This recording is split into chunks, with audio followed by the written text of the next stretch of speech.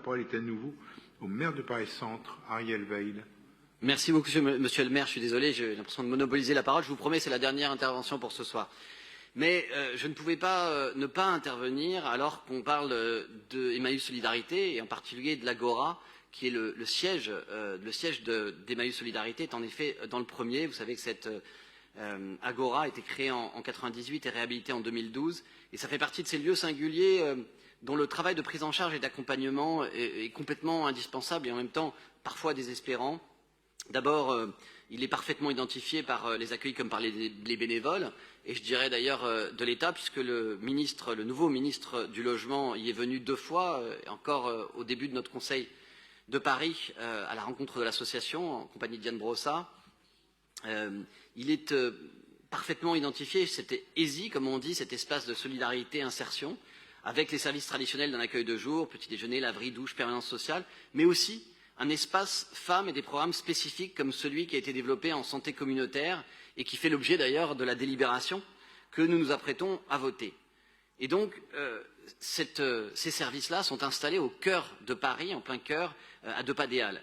Et c'est mon deuxième propos, ce n'est pas une adresse de hasard, c'est parce que nous sommes dans un quartier qui a des besoins très spécifiques. Et si je prends la parole ce soir, ce n'est pas seulement pour redire, évidemment, tout mon soutien à cet établissement que je connais bien, mais c'est aussi pour attirer l'attention de notre hémicycle, de ce Conseil de Paris, sur les conditions de vie autour des Halles, un quartier qui est toujours fragile sur le plan social, qui est une porte d'entrée vers Paris pour des millions de Franciliens, et je ne cesse de le répéter, car on a souvent une image un peu caricaturale du centre de Paris.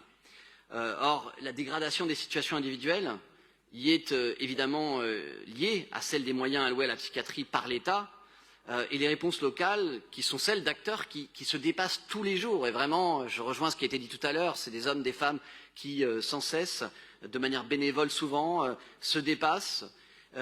Ces réponses-là ne sont pas adaptées à l'ampleur des besoins du quartier, et on y est d'ailleurs tout à fait présent aussi avec la police municipale, avec la police nationale, mais il y a un sujet ici qui ne peut pas se résumer à une question de sécurité comme certains essayent de nous y enfermer.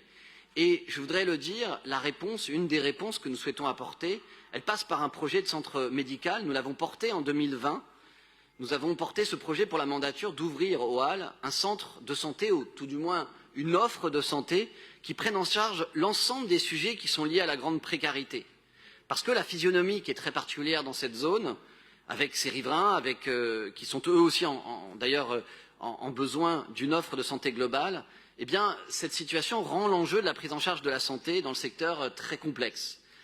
Mais nous avons réfléchi localement avec mes adjointes, avec mes élus, mais aussi et surtout avec nos partenaires extérieurs, les marauds, les professionnels de la santé, l'espace parisien des solidarités du centre.